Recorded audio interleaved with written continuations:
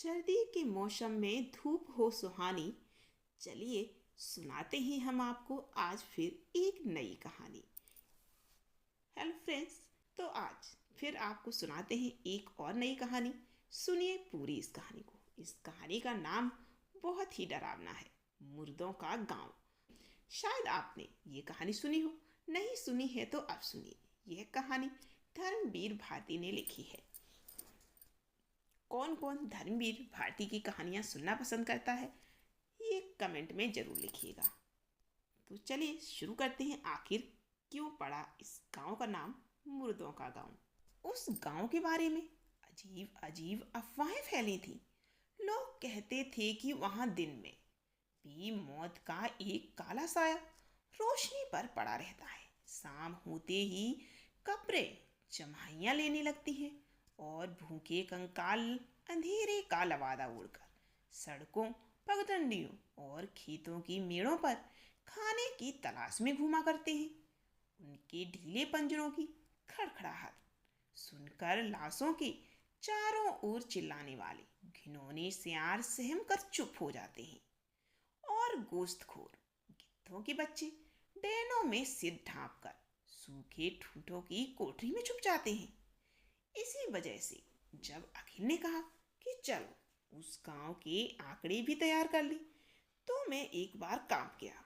बहुत मुश्किल से पास के गांव का एक लड़का साथ जाने को तैयार हुआ। सामने 2 मील की दूरी पर पेड़ों के झुरमुटों में उस गांव की झलक दिखाई दी। मील भर पहले से ही खेतों में लाशें मिलने लगी। गांव के नजदीक पहुंचते पहुंचते तो ये हाल हो गया कि मालूम पड़ता था भूख ने इन गांव के चारों ओर मौत के बीज बो दिए हैं और आज सड़ी लाशों की फसल लहला रही है। कुत्ते, गिद्ध, सियार और कौवे उस फसल का पूरा फायदा उठा रहे हैं। इतने में हवा का एक तेज झोंका आया और बदबू से हम लोगों का सिर घूम गया। मगर फिर जैसे उस दुर्गंध से लदकर हवा के भारी और अधमरे झोंके सूखे बांसों के झुरमुटों में अटक कर रुक गए। सामने मुर्दों के गांव का पहला झोपड़ा दिखाई पड़ा।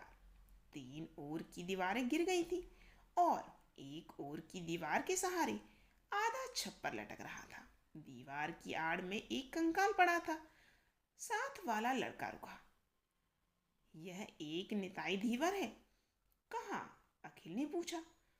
वह निताई धीवर सो रहा है। लड़के ने कंकाल की ओर संकेत किया। वह धीवर था और गांव का सबसे पट्टा जवान। अकाल पड़ा, भूख से उसकी माँ मर गई। उसके पास खाने को न था। फिर लकड़ी जलाकर चिता सजाना तो असंभव था। उसने अपनी नाव बाहर खींची, माँ के शरीर को नाव में रखा, उसके ऊपर से सूखी घास रख दी और आग लगा दी। रहा सहा सहारा भी चला गया और एक दिन वह भी यहीं भूसा हो गया। इसी जगह उसकी माँ ने भी दम तोड़ा था। वह लड़का बोला। हवा का झोंका फिर चला और खोखले बांसों से गुजरती हुई हवा सन्नाटे में फिसल पड़ी। लड़का चीख पड़ा। वह सांस ले रही है। सुना नहीं आपने? कौन? वह जुलाहिन सांस ले रही है। क्या वाहियात बकता है? अखिल ने झुलझुलाकर डांटा। कौन जुलाहिन? आपको नहीं मालूम? वह सामने झोपड़ी है ना, उसी में जुलाहे रहते थे। उसमें से 3 भूख से मर गए। रह गए सिर्फ जुलाहा जुलाहिन और उनका करधा। मगर भूख से उनकी नसें इतनी सुस्त थी कि करघा भी बेकार था। उन्होंने पास के जंगल में जड़ें खोदकर खानी शुरू की। उनके दांत नुकीले हो गए जैसे सियारों की खीसें। जुलाहा बीमार पड़ गया और जुलाहिन जड़ें खोदने चली जाती। जुलाहिन जड़ें खोदती जाती। एक दिन जड़ें खोदते वक्त खुरपी उसके कमजोर हाथों से फिसल गई और बाएं हाथ की तर्जनी और अंगूठा कटकर गिर गया। जब वह घर पहुंची तो भूखा व बीमार जुलाहा झल्ला उठा और चिल्ला कर बोला, निकल जा मेरे घर से, अब तू बेकार है। न करघा चला सकती है न जड़ें खोद सकती है। तब से जुलाहिन का पता नहीं है, मगर कुछ लोगों का कहना है कि वह भूत बनकर गांव की कब्रों के पास घूमा करती है। वह अभी भी सांस ले रही थी। सुना नहीं आपने? अखिल ने मेरी ओर देखा और मैंने अखिल की ओर। हम दोनों आगे बढ़े और जुलाहों के झोपड़े में घुसे। लड़का ठिठका, मगर हिम्मत दिलाने पर वह भी आगे बढ़ा। हम लोग अंदर गए। लड़के ने अंदर से किवाड़ बंद कर लिए और हम लोगों से सटकर खड़ा हो गया। वह डर से कांप रहा था। सामने आंगन में 3 कब्रें आसपास खोदी हुई थी। बीच में कब्र में एक बड़ा सा छेद था।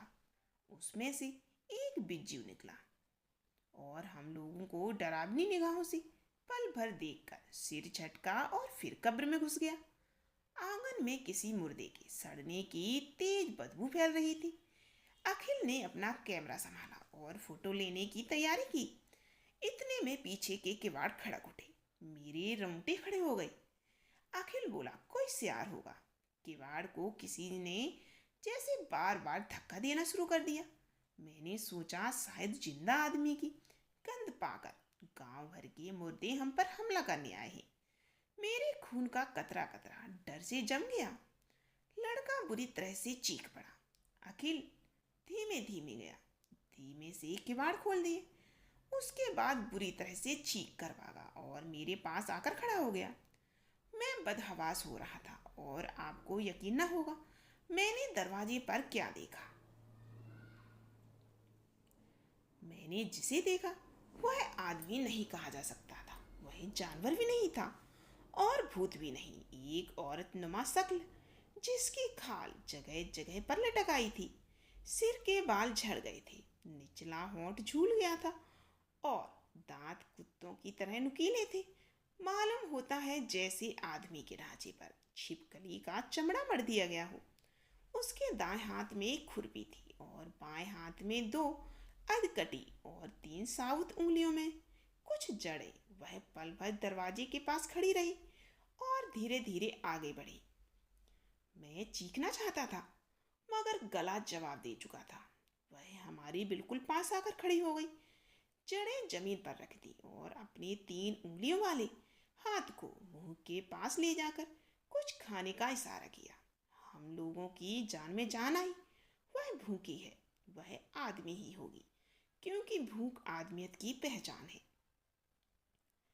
अखिल ने अपने झोले में से केला निकाला और उसकी ओर फेंक दिया। उसने केला उठाया और मुंह के पास ले गई, मगर फिर रुक गई, उठी और झोपड़ी की दूसरी ओर चल दी। हम लोगों को कौतूहल हुआ और हम लोग भी पीछे पीछे उसके चल दिए। वह औरत सहन के एक कोने में गई। वहीं एक मुर्दा था जिसकी सड़ांग पूरे आंगन में फैली हुई थी। देहाती लड़की ने उसे देखा और पहली बार उसके मुंह से आवाज निकली, जुलाहा। यह तो जुलाहे की लाश है। यह जुलाहिन उसे भी भूत बनाने आई है। जुलाहिन लाश के पास गई। लाश सड़ रही थी, उसमें चींटियां लग रही थी। उसने केला और जड़ें लाश के मुख पर रख दी और हंसी। हंसी की आवाज मुंह से नहीं निकली, मगर खीसों को देखकर अनुमान किया जा सकता था कि वह हंसी। दूसरे ही क्षण वह और मुर्दे की छाती पर सिर रख सुबकने लगी। यह जुलाहिन है, मगर यह तो कम से कम 70 वर्ष की होगी। 70 वर्ष? No, it is dropsy. देखते नहीं, जहरीले जड़ें खाने से इसकी नसों में पानी भर गया है, मांस झूल गया है। अखिल बोला, इस मुर्दे को हटाओ वरना यह भी मर जाएगी। उसके बाद हम लोग झोपड़े के भीतर आए। पास में एक गड्ढा था। सोचा इसी में लाश डाल दी जाए। भीतर आए, लाश के पास से जुलाहिन को हटाया और उसकी लाश भी एक ओर लुढ़क गई। मैं घबरा गया, बेहोश सा होने लगा। अखिल ने मुझे संभाला। हम लोग थोड़ी देर चुप रहे। फिर मैं बोला भारी गले से, अखिल, उंगलियां कट जाने पर यह निकाल दी गई। फिर किस बंधन के सहारे, आखिर किस आधार के सहारे यह मरने से पहले जुलाहे के पास आई थी, जड़ें लेकर? क्यों? अखिल बोला, चुप रहो। मुर्दों के गांव की दोनों आखिरी लाशें सामने पड़ी थी। अच्छा उठो। अखिल बोला।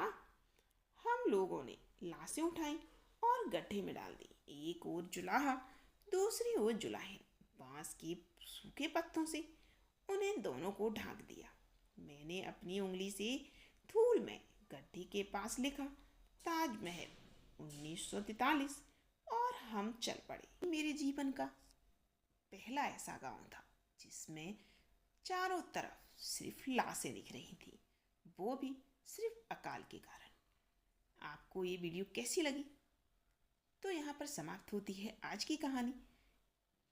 प्लीज़ वीडियो को लाइक कीजिए, कमेंट कीजिए और बताइए आपको ये कहानी कैसी लगी। फिर मिलते हैं अगली एक और नई कहानी में।